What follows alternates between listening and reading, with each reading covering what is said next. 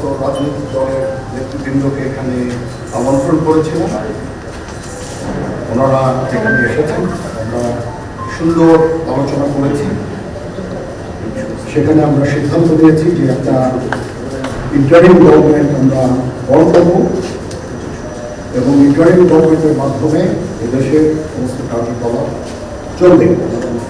আমরা এখন মহামান্য রাষ্ট্রপতির কাছে যাব যে এই ইন্টারিম গভর্নমেন্ট ফর্মের ব্যাপারে আমার সাথে আলোচনা করে ইন্টারিম গভর্নমেন্ট ফর্ম করে দেশ পরিচালনা করে। আমি আপনাদের কথা দিচ্ছি, সমস্ত হত্যা, সমস্ত অন্যায়ের বিচার আমরা করব। আপনারা সেনাবাহিনীর প্রতি আস্থা রাখেন, সশস্ত্র বাহিনীর প্রতি আস্থা রাখেন। আমি সমস্ত দায় দায়িত্ব নিচ্ছি, আপনাদের জানমাল, এবং আপনাদেরকে আমি কথা দিচ্ছি যে আপনারা আশাহত হবেন। ইনশাআল্লাহ আপনাদের যত দাবি আছে সেই দাবিগুলো আমরা পূরণ করব এবং দেশে একটা শান্তি শৃঙ্খলা ফিরিয়ে নিয়ে আসবো। আপনারা আমার সাথে সহযোগিতা করেন, দয়া করে আর এই ভাঙচুর, হত্যা, মারামারি, সংঘর্ষ এগুলো থেকে বিরত হন। আমি নিশ্চিত যে আপনারা যদি আমার কথা মতো চলেন, আমাদের সাথে যদি একসাথে যদি কাজ করি আমরা, নিঃসন্দেহে আমরা একটা সুন্দর পরিণতির দিকে আমরা অগ্রসর হতে পারছি। আপনারা দয়া করে আমাকে সাহায্য করেন। মারামারি করে এই সংঘাতের মাধ্যমে আমরা আর কিছু অ্যাচিভ করতে পারবো না, আর কিছু আমরা পাবো না। সুতরাং দয়া করে আপনারা সমস্ত ধ্বংসযজ্ঞ, সমস্ত অরাজকতা, সমস্ত সংঘর্ষ থেকে বিরত হন এবং ইনশাআল্লাহ আমরা সবাই মিলে একটা সুন্দর ভবিষ্যতের দিকে আমরা অগ্রসর হব। প্রতিটা হত্যার বিচার করা হবে, প্রতিটা অন্যায়ের বিচার হবে। আমরা আজকে সুন্দরভাবে কথা বলেছি, সমস্ত দলের প্রধান দলের নেতারা এখানে উপস্থিত ছিলেন। আমি ওনাদের ইনভাইট করেছিলাম এখানে। ওনারা ভেরি নাইস অফ দেম যে ওনারা এসেছেন। আমরা একটা সুন্দর আলোচনা করেছি এবং এই আলোচনাটা ফলপ্রসূ হবে বলে আমি মনে করছি এবং আমরা একটা সুন্দর একটা ইন্টারিম গভর্নমেন্ট ফর্ম করে আমরা দেশ পরিচালনা করব। মাননীয় প্রধানমন্ত্রীও পদত্যাগ করেছেন এবং এখন একটা ইন্টারিম গভর্নমেন্ট ফর্ম করে কার্যক্রম পরিচালনা করব। আপনারা একটু ধৈর্য ধরেন, আমাদের কিছু সময় দেন। ইনশাআল্লাহ আমরা সবাই মিলে সমস্ত সমস্যা সমাধান করতে সক্ষম হব। আপনারা আর এই সংঘাতের পথে যাবেন না এবং শান্তি শৃঙ্খলার পথে ফেরত চলে আসেন। আমাদের দেশের অনেক ক্ষতি হচ্ছে, অর্থ সম্পদের ক্ষতি হচ্ছে, জানের লোকজন মারা যাচ্ছে। এগুলো থেকে আপনারা বিরত হন এবং আমাদের সাহায্য করেন। আমি সমস্ত দায়িত্ব দিচ্ছি, আপনারা আমাকে সাহায্য করেন। সবাইকে ধন্যবাদ। আল্লাহ হাফিজ। এখনো এটা না, এটা খুব আর্লি স্টেজ। আমরা যাবো মহামান্য রাষ্ট্রপতির সাথে যে আলাপ আলোচনার মাধ্যমে আমরা আজকে এখানে জামাতের আমির ছিলেন, আমাদের বিএনপির শীর্ষস্থানীয় নেতৃবৃন্দ এখানে ছিলেন, জাতীয় পার্টির নেতৃস্থানীয় নেতৃবৃন্দ এখানে ছিলেন এবং সুশীল সমাজ এবং এখানে ডক্টর আসিফ নজরুল উনি নিজেও ছিলেন এখানে এবং উনি আমার সামনেই উনি সমস্ত ছাত্রদেরকে একটা সুন্দর বার্তাও দিয়েছেন এবং আমি আশা করি যে ছাত্ররা সেই বার্তা শুনে ওনাকে সবাই শ্রদ্ধা করেন, ছাত্ররা শ্রদ্ধা করেন।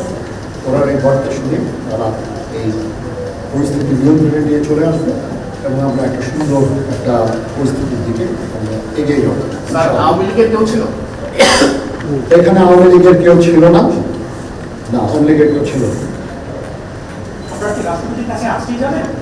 হ্যাঁ, আজকে কিন্তু আমাদের এই সময় না, এটা একটা বিশেষ একটা পরিস্থিতি। আমরা আজকে যে এই পরিস্থিতি, এটা একটা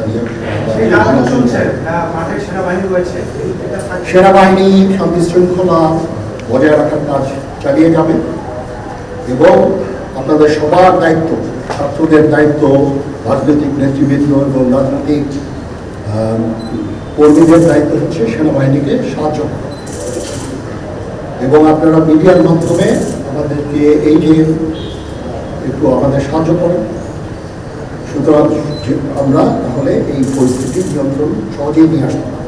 কারফিউ কি অব্যাহত থাকবে আর কতদিনের মধ্যে অন্তর্বর্তী? না, যদি জিনিসটা শান্ত হয়ে যায় তাহলে আর কারফিউ কোনো প্রয়োজন নাই, কোনো জরুরি অবস্থার প্রয়োজন নাই, কোনো কারফিউ প্রয়োজন নাই, কোনো গোলাগুলির প্রয়োজন নাই। আমি আদেশ দিয়ে দিয়েছি সেনাবাহিনী কোনো গোলাগুলি করবে না, পুলিশ কোনো গোলাগুলি করবে না। এখনো রাস্তায় অনেক জায়গায় বিশৃঙ্খল পরিস্থিতি তৈরি হয়ে আছে, সেটা আমি আশা করছি যে আমার এই বক্তব্যের পরে পরিস্থিতি উন্নতি হবে, আমরা একটা সুন্দর পরিবেশের দিকে যাচ্ছি। একটু সময়টা স্পেসিফিক করবেন যে কত সময়ের মধ্যে আপনারা অন্তর্বর্তীকালীন সরকার প্রতিষ্ঠা করতে যাচ্ছেন? আমরা একটা না, আমি আজকে রাতের মধ্যে একটা আমরা সলিউশনে যাওয়ার চেষ্টা করবো, বাট আমাদের অন্তত 2 দিন সময় দিতে হবে। স্যার এটা কত সদস্য হতে পারে? আমরা এখন এটা আমরা কথা বলবো মহামান্য রাষ্ট্রপতির সাথে, আমরা একটা solution আপনি কি আওয়ামী লীগকে ইনভাইট করেছিলেন? তাকে বলেন যে এইখানে কেউ ছিল না আওয়ামী লীগের সদস্যরা। পরিস্থিতি ছিল খুব কম, সময় খুব কম ছিল। আমি যাদেরকে পেয়েছি অনেকেই আমি বলেছি সবাই প্রধান রাজনৈতিক দলের সমস্ত স্থানীয় নেতৃবৃন্দরা এখানে ছিলেন, তাদের সাথে আমি কথা বলেছি এবং ওনারা সবাই আমাদের এই প্রস্তাবে, এই যে আমরা যে আলোচনা করছি, সবাই এটাতে রাজি হয়েছে। মনিরুল হক সাহেব ছিলেন এখানে, জামাতের আমির ছিলেন, জুনায়েদ সাকি ইউনি ছিলেন, তারপরে ডক্টর আসিফ নজরুল ছিলেন। আমরা সবাই মিলে এবং সবাই আমরা এটাতে একমত পোষণ করেছি। এখন ছাত্রদের কাজ হচ্ছে যে শান্ত হওয়া এবং আমাদেরকে সাহায্য করা। আপনারা কি ছাত্রদেরকে ঘরে ফিরে যেতে বলবেন?